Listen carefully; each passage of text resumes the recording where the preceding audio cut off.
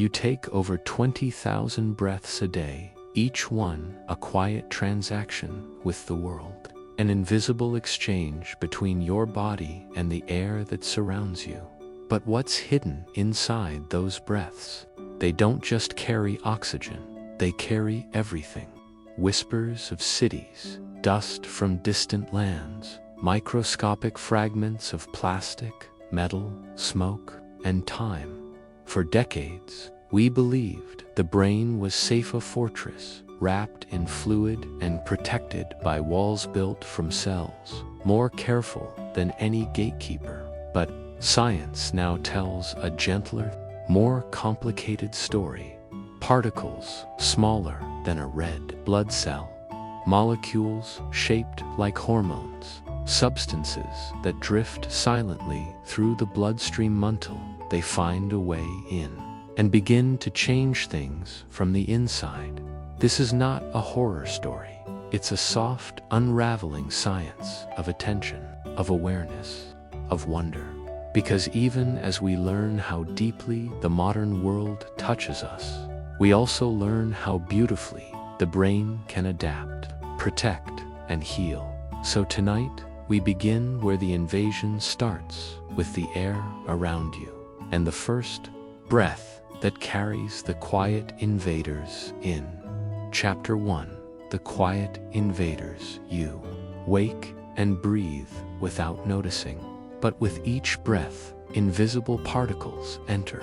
Microscopic matter, once harmless, now slips through, beginning a silent journey to your mind. You breathe in, not a conscious inhale, but a rhythm your body knows better than thought, gentle, automatic. The air moves through your nose, down your throat, into your lungs. You don't feel it, but each breath carries more than oxygen. It brings with it the invisible dust of your world, a whisper of wildfire ash from a distant coast, the worn skin of city buildings, the ghost of car tires, the soft crumble of mountains turned into concrete.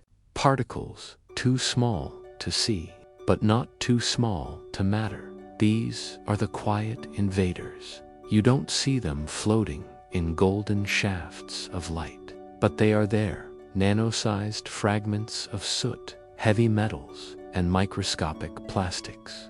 They drift, patient and light, through the air, waiting for a breath to carry them deeper. The lungs are open fields, vast, branching trees turned upside down, their leaves inside you. Each alveolus is a tiny hollow, wrapped in delicate vessels. Oxygen passes easily, and so do others. If the particles are small enough, they pass to slipping from breath into blood. There, in the red rivers of your body, the journey truly begins. Blood is more than transport. It's a whisper network, a subtle system that knows where to carry things and when. Nutrients to your brain, heat to your fingertips, instructions to your cells. But it can't always tell a messenger from an intruder. Some particles are so small they hide inside cells. Some mimic hormones, blending in.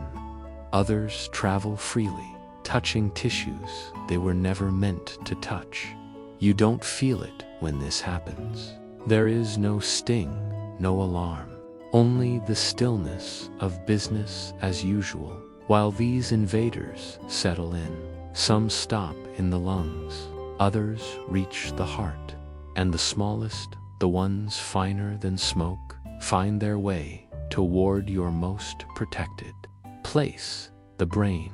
You've heard of the blood-brain barrier, a sacred gate where the vessels grow tight and discerning.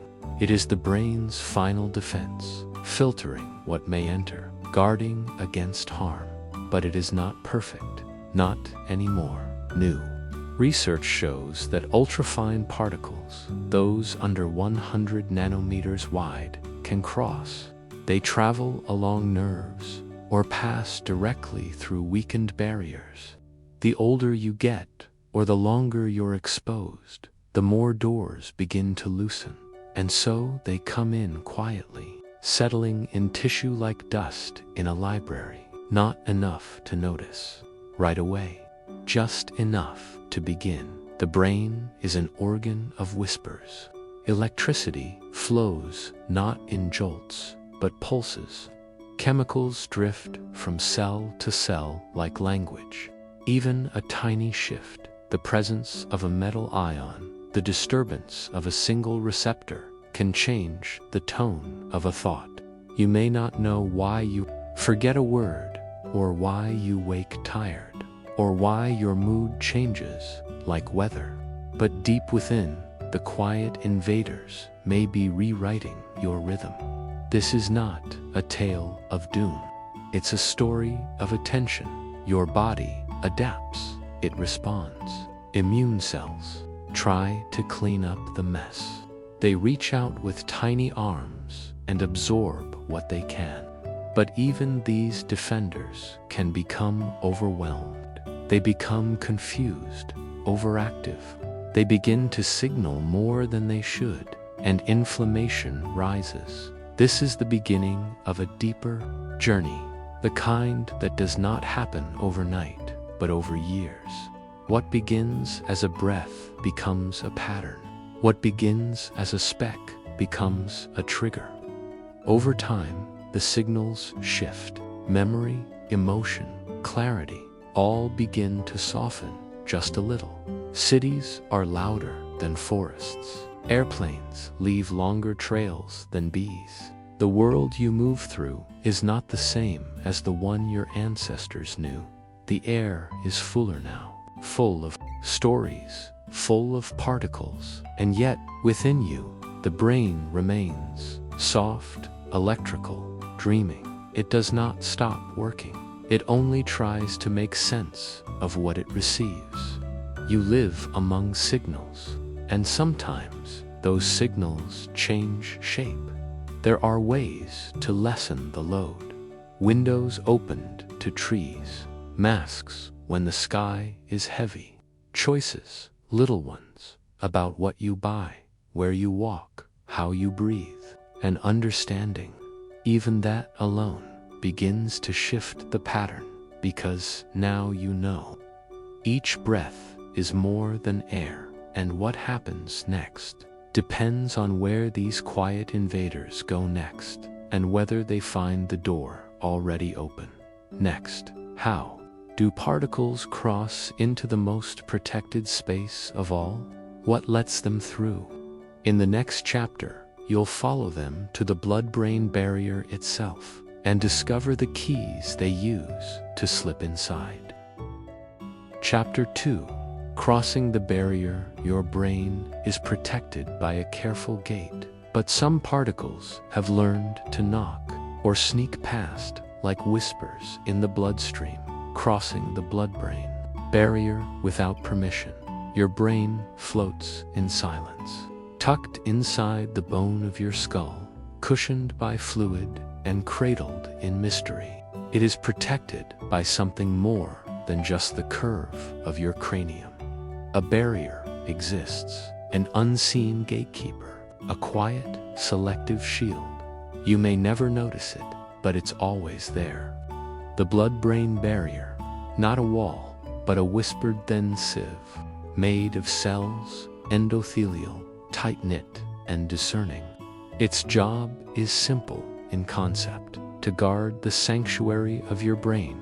Like a velvet rope at an exclusive gathering, it lets only certain molecules in oxygen, yes, glucose, yes, tiny nutrients the brain needs to hum and glow, but toxins, microbes, the strange cargo of the outer world, no, not unless they find a way to charm their way through, and sometimes they do. A few particles wear disguises. They mimic what the brain needs, acting like keys to trusted locks. Heavy metals like lead and mercury are among them. Their structures are close enough to trick the gate, close enough to sneak past. Once inside, they shed their masks and begin to settle, quietly altering what should remain undisturbed. Imagine a cathedral, silent, still, sunlight filtering through stained glass, the air thick with reverence. Then, one small stone falls from the ceiling, unnoticed. Then, another. That is how intrusion begins. Your bloodstream, ever moving, flows past the gates of the brain. Most things are turned away, but those that aren't, they enter a space of unmatched delicacy. Neurons whisper across synapses. Messages flicker like candlelight. The presence of an outsider changes the rhythm. Nanoparticles, ultrafine and eager, sometimes hitch rides on proteins. They hide in Trojan horses, traveling through channels the brain trusts. Others, born from pollution, seem to slip through during times of stress or inflammation.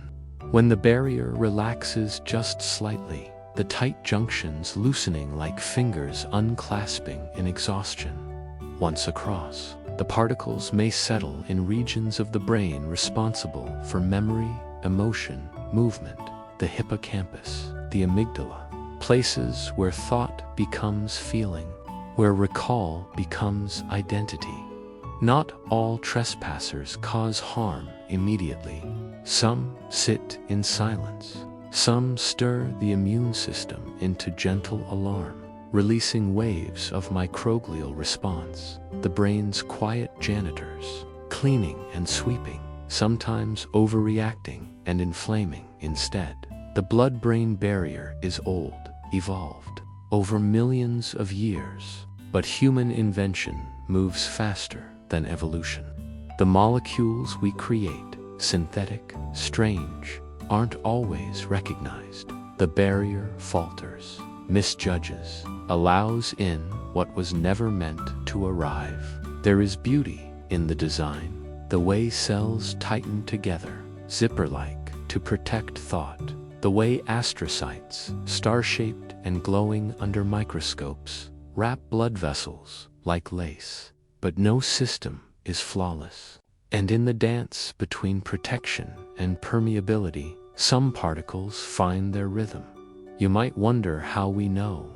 Scientists measure what enters by tracing radioactive labels. By using glowing markers, they follow the path of molecules through mice, through organoids, through slices of living tissue held under light. They watch the shimmer of foreign particles inside neuron-rich terrain. Some of the most curious discoveries come not from how toxins enter, but when. During early development, when the barrier is still forming, during old age, when it starts to thin, and during illness, strokes, infections, chronic inflammation, when its tight grip is weakened. Even stress plays a role. Chronic stress, the kind that hums through your days and echoes into your nights, can loosen the barrier. Cortisol, the hormone of worry, nudges the cells apart, ever so slightly, just enough for things to slip through. And so you begin to see, this isn't just about particles. It's about timing, condition, chemistry, the state of your body, and the stories it tells. Every breach begins with an opening. Every opening tells of a moment when the brain, however briefly, let down its guard. Some researchers dream of helping the brain heal. They study ways to strengthen the barrier. They look at foods rich in flavonoids, like blueberries and green tea. They examine how sleep-deep, slow-wave sleep may help reinforce the gate. During these nights, the brain seems to sweep itself clean, flushing waste and reinforcing walls. But others ask a different question. Not how to stop all crossings, but how to guide them. For there is hope, too, in crossing the barrier. Certain medicines must enter. Some therapies must pass through. And so the challenge becomes not how to block everything, but how to choose wisely, to walk the line between shield and sieve, as you lie in the quiet now. Your breath soft and steady, you hold within you this invisible border. Your blood flows, your brain dreams, and between them the barrier watches, mostly silent, mostly sure. Yet the story does not end here, for once inside, once the gate has been crossed, what do these tiny visitors do? How does a speck of soot become a shadow? On memory. Chapter 3. Inflammation in the mind. Whence inside they light tiny fires. Inflammation swells gently like a warm tide. It doesn't scream, it lingers, soft and persistent, changing the way you think, feel, and remember. You lie still, the room is dim, your thoughts are calm, but below that calmness, something simmers. A storm doesn't always come with thunder. Some arrive as a haze, as heat without flame, as smoke without fire. In your brain, a similar quiet storm can brew. You cannot hear it, you cannot see it, but it shifts the tides of your thinking. This storm is inflammation, not the kind you feel when you scrape your knee, not the angry redness of a sprained ankle. This is a different kind, gentler, quieter, but no less powerful. A kind of molecular restlessness that moves slowly through your mind's deepest pathways. Imagine a candle flickering in a sealed room. A single flame doesn't seem like much, but if it never goes out, its warmth will build. The walls will sweat, the air will shift, the room changes, and so does your brain. This warmth is caused by your immune system. The brain has its own guardians, called microglia. They watch, they wait, and when danger slips through the blood-brain barrier, they act. These tiny sentinels detect what doesn't belong, a chemical, a particle, a stranger in the system. And when they act, they release signals, cytokines, they're called, like flares in the dark. They summon other cells to respond. These signals are not screams, but whispers, gentle, repeating messages that ripple through neural tissue. If you breathe in soot, or if microplastics find their way inside, your body may never feel it, but your brain does. Your microglia awaken. They begin to glow, not bright like fire, but steady like embers. This is where inflammation begins. Now imagine your thoughts as rivers, flowing, weaving, washing through the caverns of your mind. Inflammation lays pebbles in these rivers, not boulders, not enough to block them outright, just enough to slow them, to muddy the clarity. You forget where you placed your keys. You lose the thread. Your thoughts feel heavier, slower, less crisp, and still no pain, no fever, no visible sign. Only this soft dimming of the mind's usual light.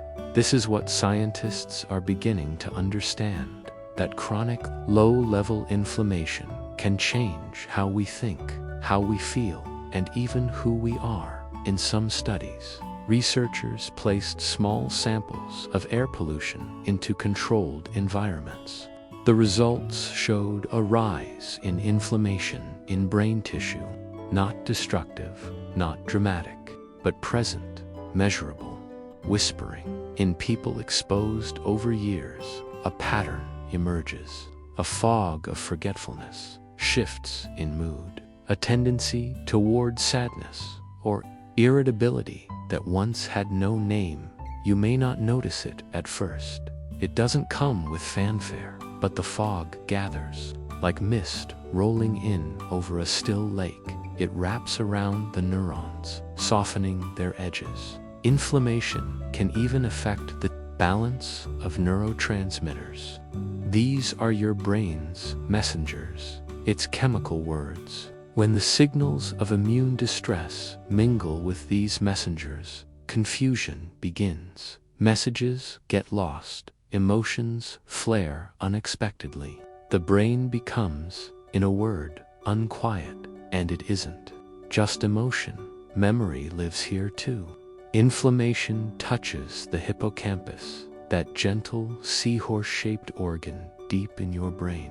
It helps form new memories, helps you stitch together the story of who you are. When inflammation whispers in its ear, the hippocampus strains. Some memories never quite land. Others feel blurry, as if seen through water. The most unsettling part. Inflammation is patient. It waits. A week, a month, years, and all the while the flame flickers. Now you might wonder, can this be reversed? That is the beauty of a brain. It learns, it adapts, it heals. When the source of irritation fades, when the air clears, the food improves, or the sleep deepens, inflammation can recede. The microglia settle, the embers dim, and the fog begins to lift. This is not magic. This is biology's quiet resilience. Even as you lie here, your brain is listening. It checks its boundaries. It adjusts its rhythms. Every breath you take, every molecule you welcome or reject, becomes part of this quiet negotiation. A mind inflamed is not a mind broken. It is a mind signaling for care. So tonight, in this stillness, know that your body hears. Each moment of rest is a message.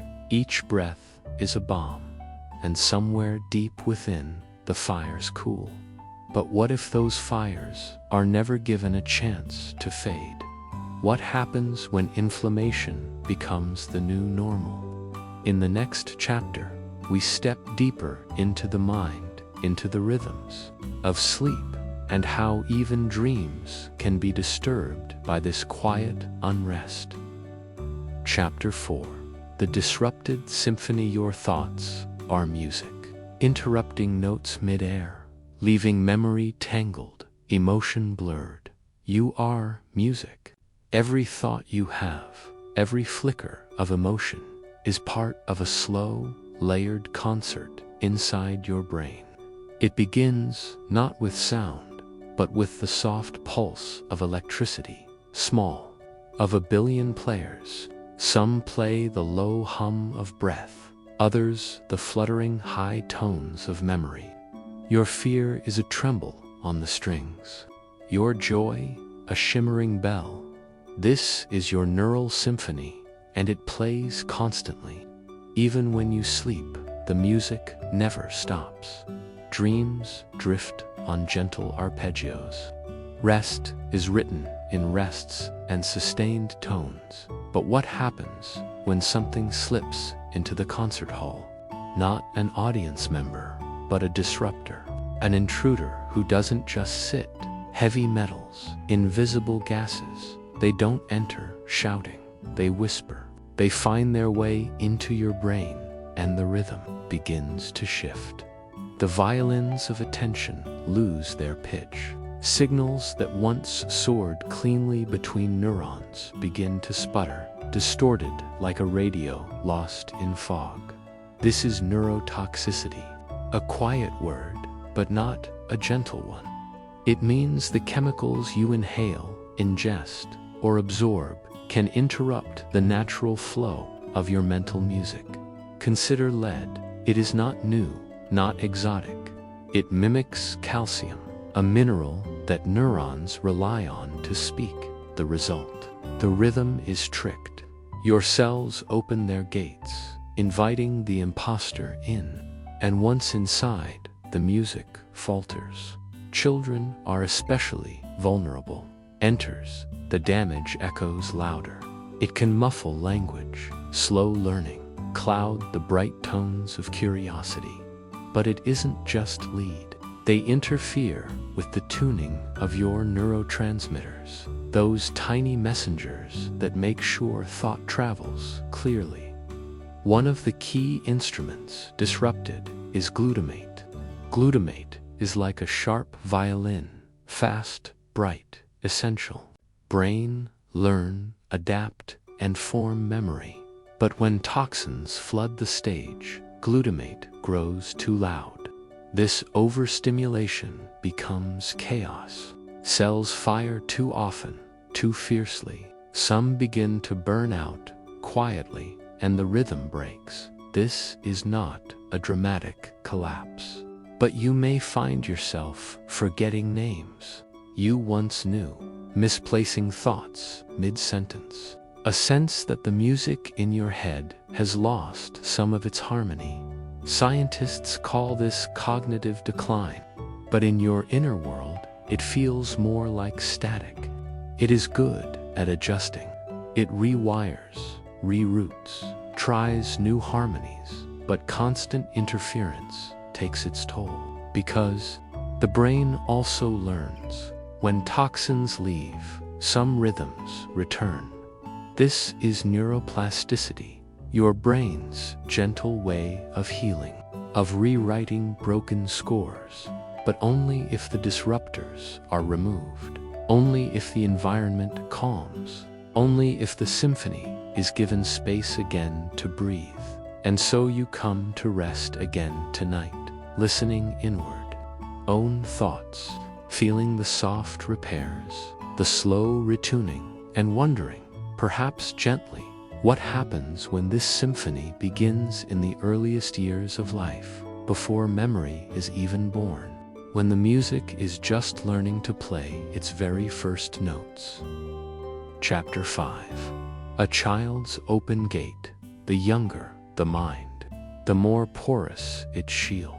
Early exposure to air, water, and food can write deep into the brain's early architecture, changing the shape of futures not yet imagined.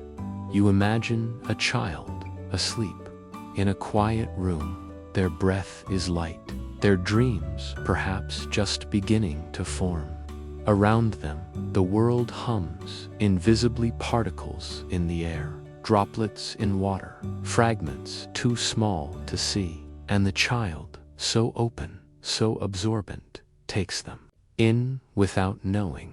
A newborn brain is soft, not just emotionally soft, but biologically, neurologically soft. It is full of possibilities, and its boundaries, still under construction, have gaps. This openness is a marvel. It allows the young mind to grow, to absorb language, sound, sensation, and rhythm at astonishing speed. It is also a vulnerability. The blood-brain barrier, the brain's protective wall, is not yet fully built. It is thinner, more permissive. This means that what you breathe, eat, or touch can more easily reach the brain's developing cells. If you are a child growing up in a city, this means your playground carries more than laughter. It might carry lead or soot or traces of synthetic chemicals that were never meant for your neurons. The barrier is like a drawbridge. In adults, it lifts and lowers with careful precision. In infants, the gate often hangs ajar, not because something is broken, but because it hasn't yet learned how to close. And when particles enter during this formative time, they can leave marks, not bruises, not burns, but small instructions that change how genes behave. This is the story of epigenetics, how experience, even chemical experience, can shape the way genes express themselves. You are not only shaped by your DNA, but by how your environment talks to it. A fine mist of particles entering through the breath can whisper to a gene, "Stay silent," or louder still, "Wake up." And once that signal is heard, a chain reaction can begin. Think of the brain like wet clay. The hands that press against it may be loving or invisible. Some particles cause no harm, Others, in large enough numbers or long enough presence, may nudge development off course. Slight delays in motor coordination, shifts in attention span, a change in the way memory is held or emotion is filtered. Many of these changes are invisible at first. A child still plays, still learns to walk, to talk, but under the surface, neurons may fire just a little less efficiently, or too often. Synaptic pruning, the process where the brain trims away unnecessary connections to sharpen its focus, may act too quickly or not enough. Balance becomes delicate. Tiny exposures can also affect the immune system of the brain microglia. These cells are meant to clean, to protect, but when overstimulated, they can become overzealous. Pruning, not just waste, but also helpful neural branches. The result is like gardeners who trim too much in spring, stunting the full bloom of summer. You hear more and more now about neurodevelopmental shifts, about the rise of conditions like ADHD or autism. And while their causes are never singular or simple, researchers continue to explore whether early environmental exposure plays a quiet, supporting role. No blame, only awareness. Because these particles are not chosen. No child asks to live near a highway or under a flight path, yet their bodies, so small and so efficient at absorbing the world, carry more than we ever intended. Is also remarkably resilient. It is plastic. It rewires. It repairs.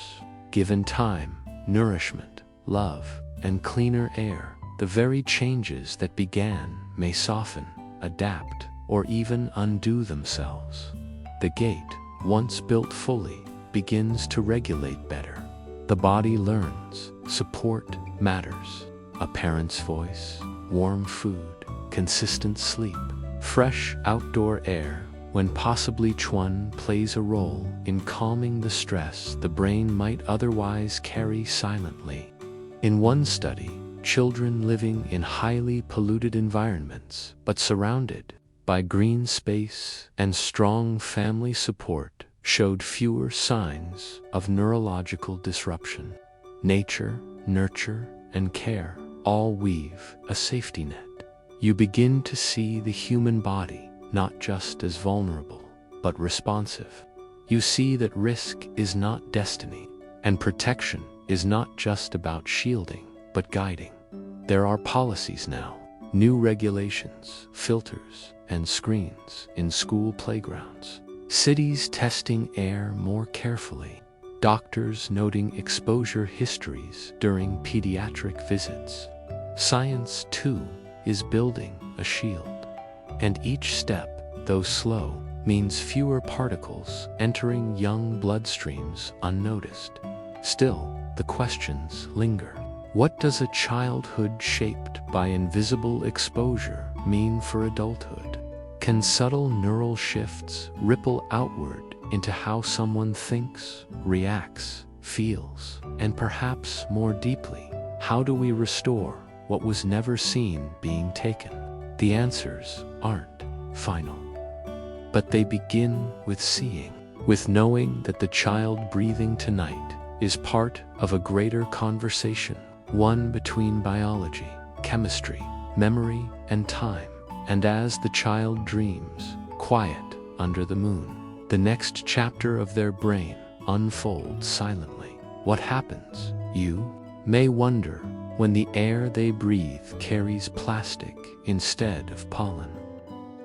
Chapter 6. Plastics that speak to neurons. Tiny plastics drift into your blood unseen.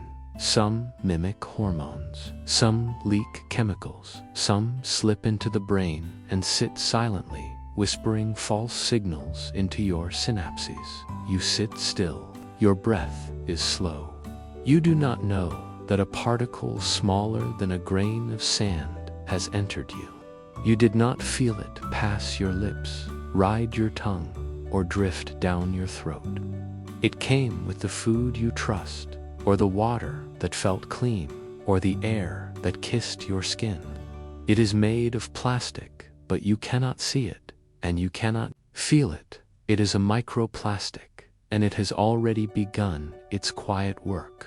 The particle is old, in a way, born from the cracking of sunlight against a bottle left in the sun, or from the heat of a machine grinding a tire into the dust of the road, or from the ocean's rhythmic tossing, breaking plastic into smaller and smaller memories of itself. This one found its way into your drink, or your dinner, or perhaps even the breath you just took in. Now it drifts. It is coated with other molecules, oily pollutants, bits of metal, microscopic hitchhikers. The plastic itself is a raft, a kind of courier, bringing with it a chemical message that your body never invited. Your body does not know it is plastic. It cannot see what your eyes cannot see. To the body, this particle might look familiar. It might resemble a hormone, or a signal, or a stranger wearing the mask of something welcome.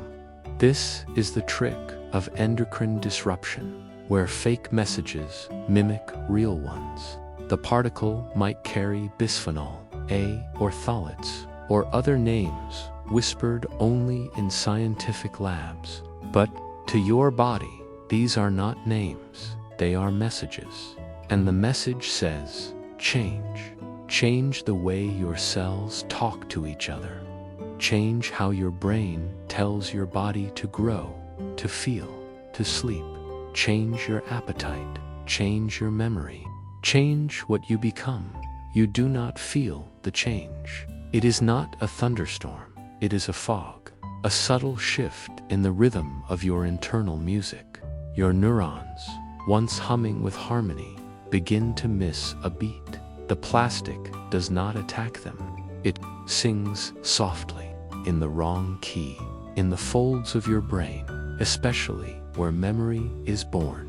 These particles may find a place to rest. The hippocampus, shaped like a curled seahorse, receives them like a false letter from a trusted friend. The cells respond, adjusting themselves, but the message was not true. And over time, the tune changes again. Scientists have traced these whispers in mice. Microplastics have been shown to reach the brain, not only to enter, but to linger, to affect behavior, to fog recognition, to disturb balance, to flatten curiosity. And while you are not a mouse, the pattern is enough to make one pause. You imagine your neurons like glowing trees in a midnight forest, connected by paths of light, synapses that spark gently when thought travels. A single plastic fragment, now nestled at a junction, distorts the light. A memory that once passed smoothly now feels harder to grasp. Not gone, just less clear. Like words half heard through water. And it's not just the particles themselves, but what they carry. Some bring metals, some bring bacteria, some carry the ghosts of other toxins, flame retardants, industrial dyes, residues of distant factories. Together, they create a cocktail of confusion, a mix of tiny elements that speak too loudly, or not at all, to the brain. Your immune system, ever watchful, sometimes tries to respond.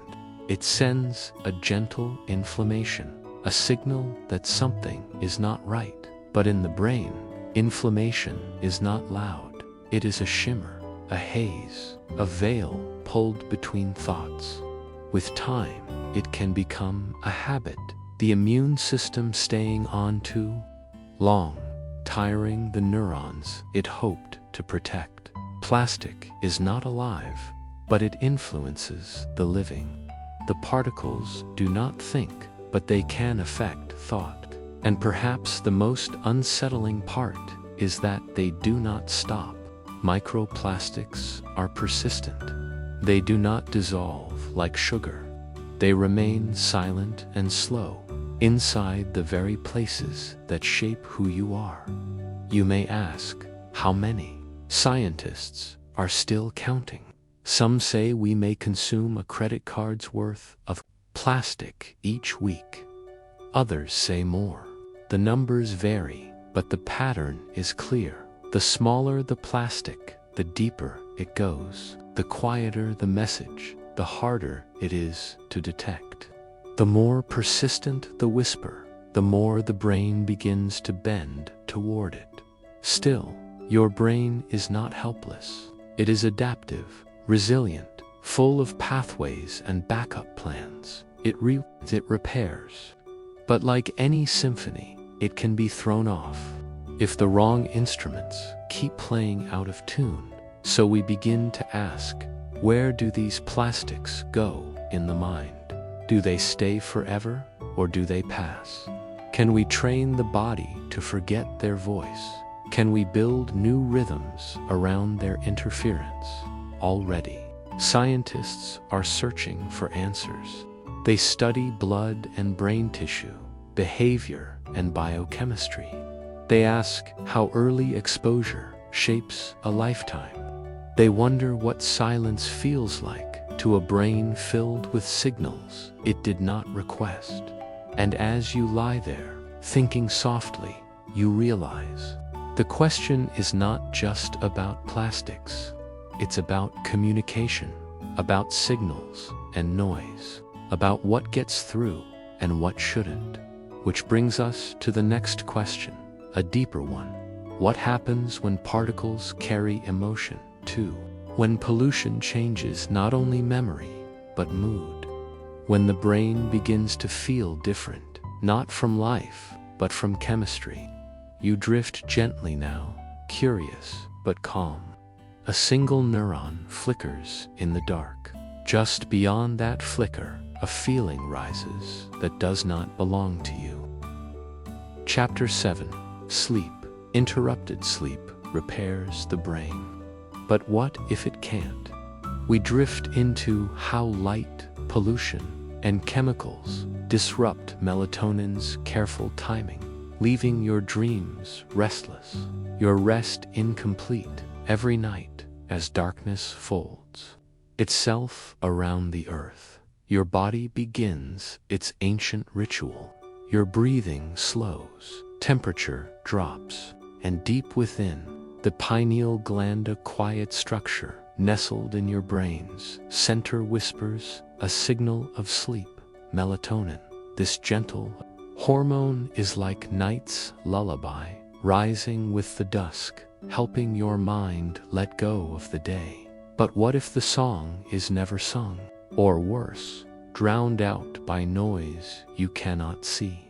You live in a world that no longer respects the dark. Streetlights spill into your bedroom like restless thoughts. Screens glow into the night. Even after you close your eyes, wavelengths of blue light continue to press through your eyelids. Your brain, confused, thinks daylight has returned.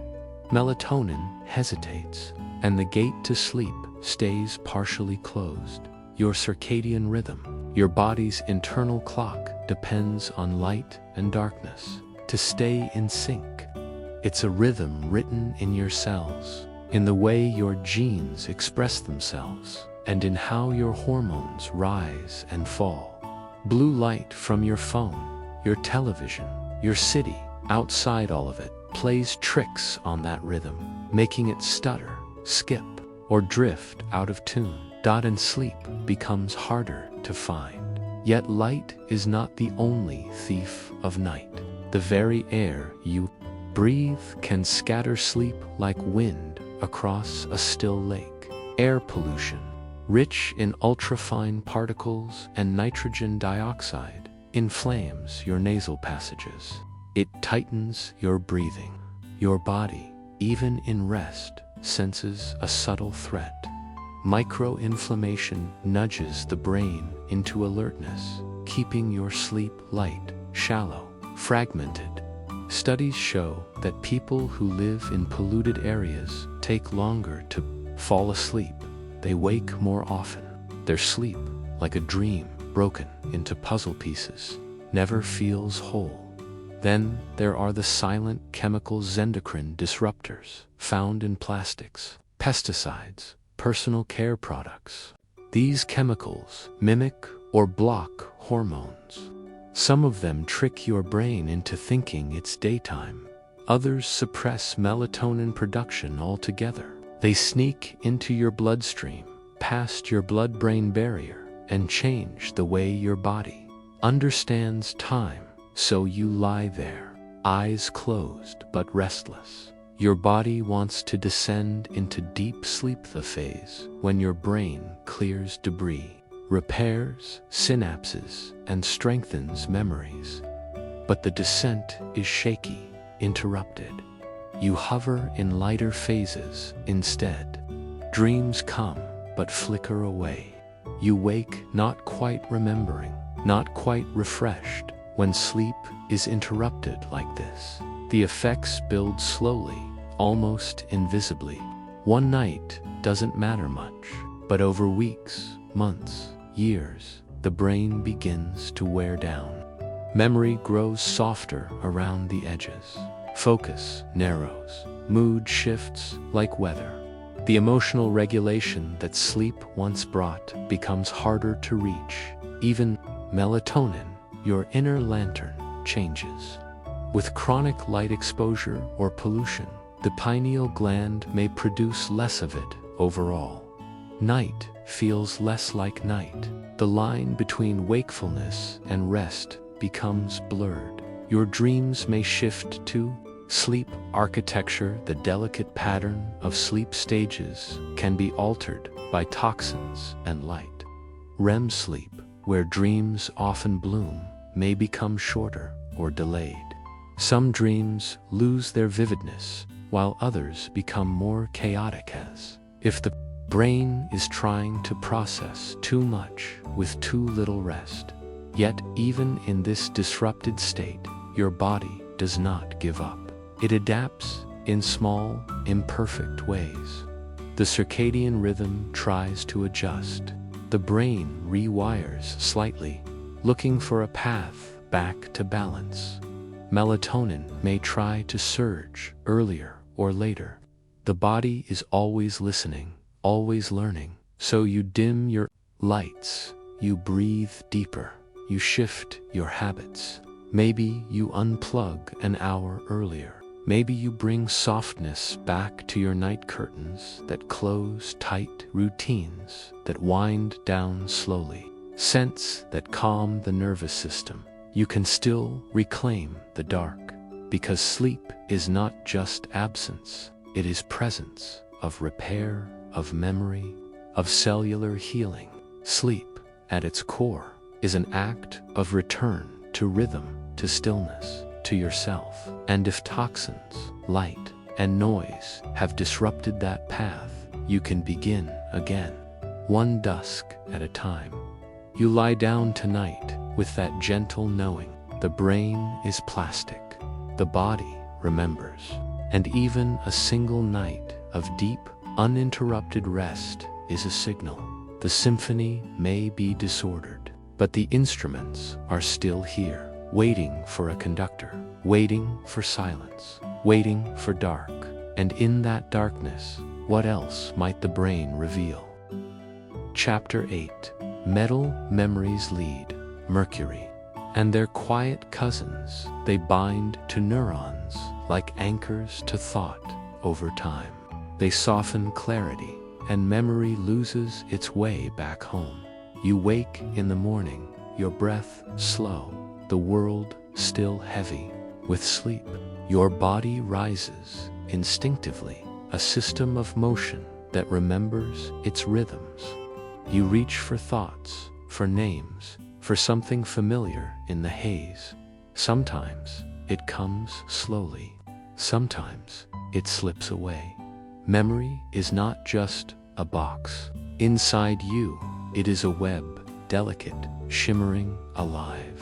And like all living systems, it can be touched, shaped, or disturbed. Tonight, we drift through the soft, silent presence of metals in the mind.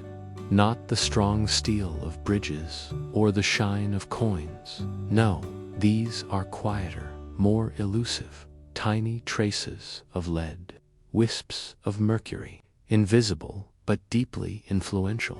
You carry the history of the earth inside you. For thousands of years, metals have found their way into soil, water, breath, from ancient Roman pipes that lined aqueducts with lead to coal-burning furnaces releasing mercury into the skies.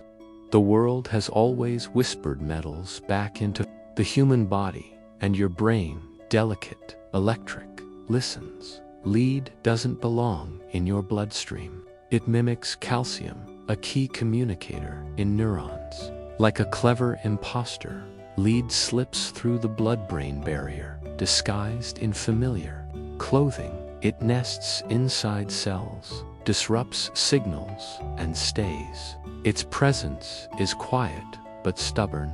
Once lead enters the brain, it does not easily leave. In young minds, the consequences are sharper. The brain, still sculpting its pathways, is porous and full of possibility. But lead shaves the edges off attention. It blurs emotion. It makes memory flicker like an old film, skipping frames you didn't know were missing.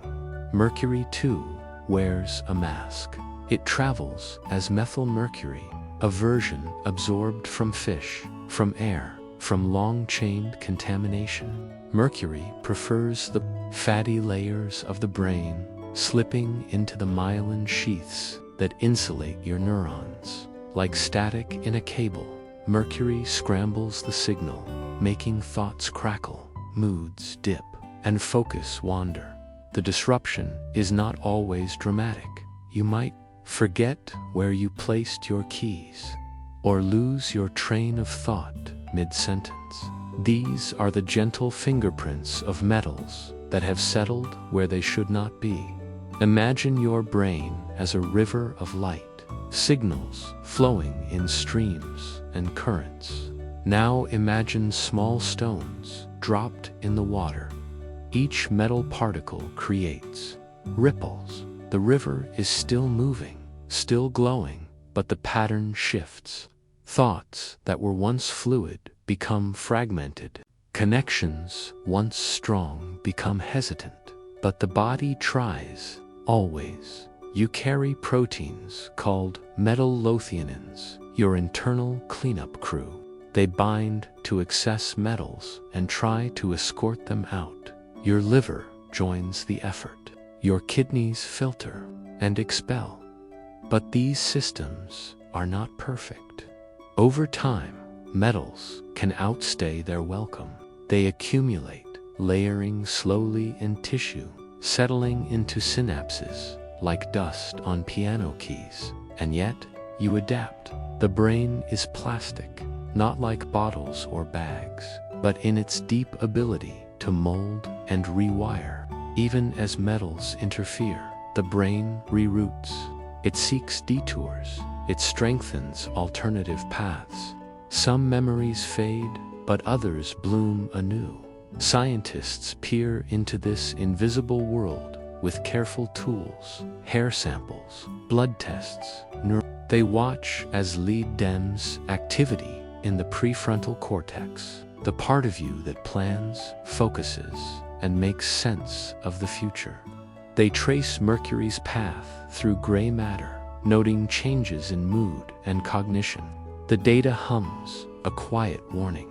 Even small amounts matter. And so, governments have phased out leaded gasoline. Thermometers have shifted from mercury to digital. Pipes are replaced. Awareness grows, but history lingers. Paint chips from old buildings, contaminated soil in forgotten corners, fish from polluted lakes. Traces remain. You live in a world that remembers everything, and still, the story isn't one of fear.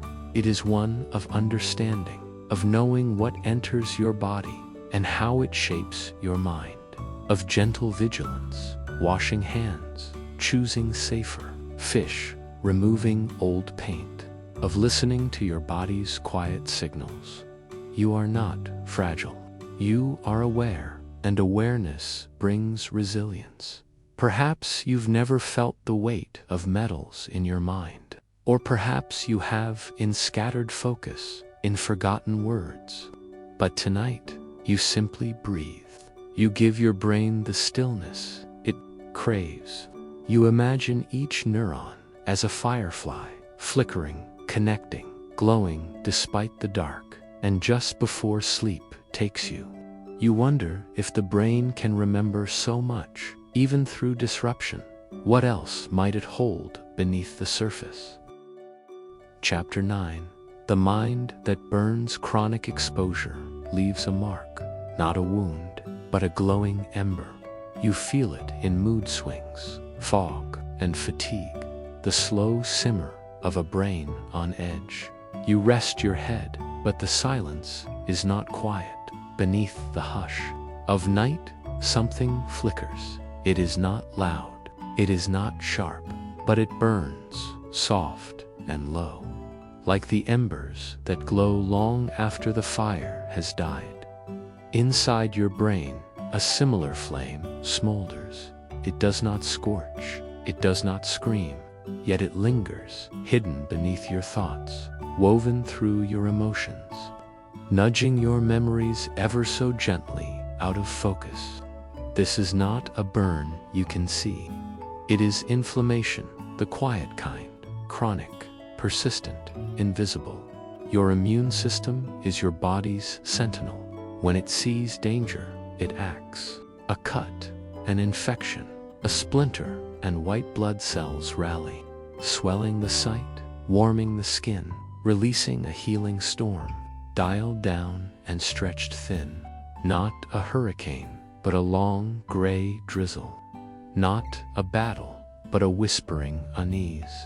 This is chronic inflammation, the slow-burning kind that slips past your awareness. When tiny particles enter your bloodstream, crossing into your brain, they may trigger just enough alarm to set this quiet reaction in motion. Glial cells, the caretakers of your brain, spring to attention.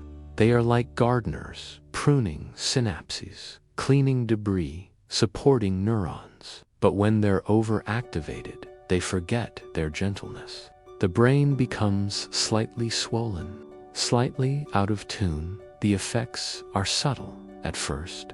You forget why you walked into a room. You lose your train of thought. You sleep, but don't feel rested. Your emotions feel heavier than they used to.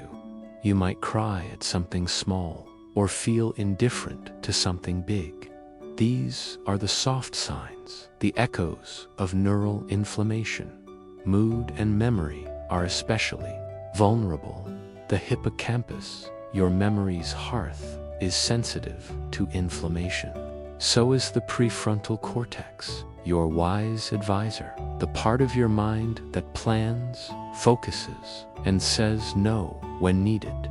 When these areas are inflamed, even gently, you may feel foggy or reactive, indecisive or scattered. This isn't your fault. It isn't weakness. It isn't failure. It's biology, reacting to an environment that asks your brain to process more than it was built to endure. Fine dust, diesel exhaust, industrial byproducts, even psychological stress, persistent and loud, can feed the flame. Cortisol, the stress hormone, fans the embers. Meant for short-term use, cortisol becomes corrosive when always present. It interferes with neuron growth. It disorients. It's the low hum beneath everything else, a kind of background static that makes it harder to think clearly, feel deeply, or act confidently. Over time, this can accumulate. You may not notice the slow fade, the gentle pulling away from yourself, And yet, your brain, even inflamed, is not broken. It is adaptive. It is waiting. The moment the environment quiets, the moment support arrives, it begins to rebuild. Omega-3 fatty acids, found in flax and fish, whisper calm to the glial cells. Sleep, when deep and undisturbed, washes away toxic buildup. Gentle movement, walking, stretching, breathing slowly, helps shift the internal weather. Anti-inflammatory foods, berries, turmeric, green tea, offer tiny comforts. Social connection, laughter, touch, these too are medicine. They lower cortisol, they ease the immune response. Simply knowing this fire exists makes it less frightening. You begin to notice when your thoughts are heavy, not because you are failing, but because something deeper is flickering. You pause, you breathe, you soften. This chapter isn't about blame, it's about awareness. In a world filled with microscopic noise, your brain does its best to stay in tune. And while some notes may wobble or fade, the music is still there, soft, slow, waiting to be heard again. And so tonight, as you rest, imagine the embers cooling. Imagine the glial cells quieting, folding their arms, returning to care instead of alarm. Picture the inflammation receding like a low tide, revealing the landscape of your mind in gentle clarity. But even as the fires quiet, another question rises, not about the brain, but the heart. If inflammation fogs the mind, what does it do to the way we feel? Chapter 10. The healing. We can still choose. This isn't the end of the story. Your brain can adapt, mend, even rewire. We look at quiet choices, daily breaths that remind your mind it's still safe. You wake into soft light, a quiet morning. The air carries no warnings, no static, no storm. And yet, something in you still scans, still listens. A trace of tension across your chest, across your brow. The echo of past days, still shaping the present moment. But here, in this breath, begins something new, something gentle. Your brain is not a fixed map. It is a garden, a forest, a riverbed. The shape it holds today is not the shape it must carry tomorrow. And though it has weathered winds, toxins, and tremors, it still remembers how to heal. Neuroplasticity, a soft word for a powerful truth. Your neurons, like dancers, can learn new rhythms. The connections between them, like footpaths, can shift with every step. Old trails, overgrown with fear or fog, can fade. And new trails, narrow at first, uncertain, can strengthen with time. You are not just the product of what entered you, but of how you respond. The healing begins in this noticing. One of the quietest healers is sleep, true sleep, the kind that folds around you, steady and deep. During sleep, your brain sweeps itself clean. The glymphatic system opens like a tide, washing through neural pathways, carrying away debris, proteins, byproducts, fragments of memory not meant to linger. If you give your body darkness and time and quiet, the cleansing can begin again. Screens dimmed, lights low, breath steady. You invite the healing tides in. And then there is breath itself. You inhale and you exhale again, slowly. This is not just oxygen, it is signal. It tells your brain, not under threat, not in danger. Deep, deliberate breathing calms the amygdala, quiets cortisol. With each soft inhale, your parasympathetic system rises like a tide. With each exhale, your nervous system finds its ground. This is your anchor, always with you, invisible yet always within reach. You move, you stretch, and the brain responds. Movement, especially in nature, nourishes memory. When you walk under trees, when sunlight filters through leaves, your hippocampus, that deep, seahorse-shaped part of your brain grows. Even brief walks can send signals of safety, of renewal.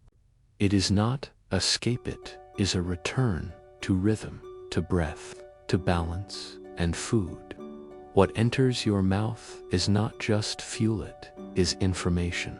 Omega-3 South speak in whispers to your neurons. Antioxidants, found in berries and greens, quiet inflammation. Fermented foods send messages from gut to brain, like notes passed under a classroom desk. Your microbiome, that vast colony of bacteria in your guts, is in conversation with your mind. Nurture it, and your mood responds. The fog lifts slowly. The spark returns. You step outside. The sun touches your skin. Vitamin D, absorbed without effort, begins its work. Not just in bones, but in mood, in immunity, in resilience. Light, real light, not from screens or bulbs, speaks a language your biology still understands, and kindness. To others, yes, but also to yourself. Self-compassion is not indulgence, it is medicine. When you forgive your fatigue, when you soften around your own edges, your nervous system exhales. Your brain stops bracing. Healing accelerates in the absence of self-judgment. You are not broken, you are adapting, and attention itself can be the needle that stitches new patterns. Mindfulness, that gentle noticing without force, regions of the brain that govern emotion and memory. It increases cortical thickness in areas that support clarity, compassion, and calm. 1 minute, one breath, one pause. Each a step toward the version of you that already exists, waiting. Even sound can be medicine. Not just silence, but music. Soft rhythms, slow tempos, sounds of water or strings. They reach deep beneath words.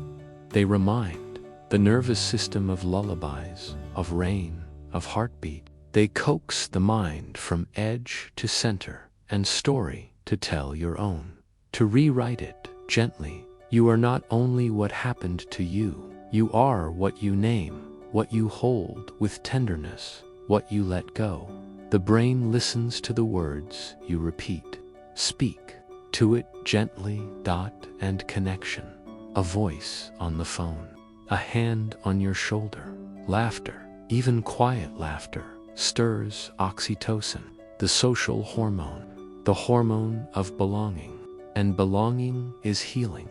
Your brain, in isolation, contracts. In community, it expands. You do not have to do this alone. Even art heals. The act of drawing, painting, writing, or creating awakens networks that integrate thought and feeling. Art allows emotion to move, to shift, to settle.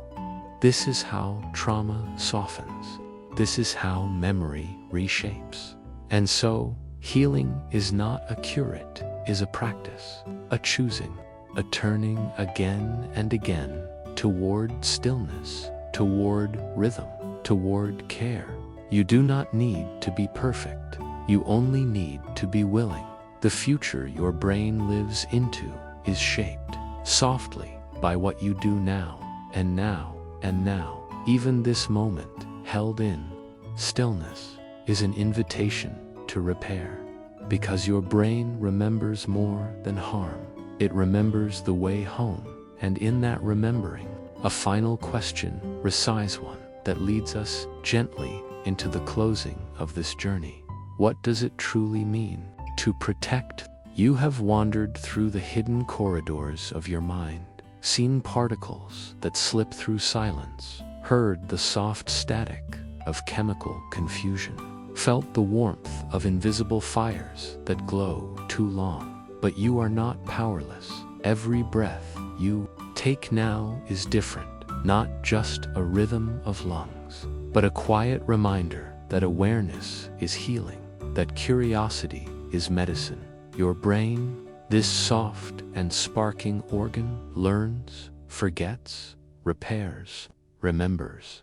Even in a noisy world, it listens to the choices you make gently each day. So tonight, you rest, wrapped in knowledge like a blanket, cradled in the idea that understanding is comfort, and comfort in time becomes peace. Let your thoughts slow. Let the tide of questions pull back into dreams. Let your mind drift, not in fear, but in wonder. The stars above are quiet now, and your neurons, they're humming a softer song. Good night.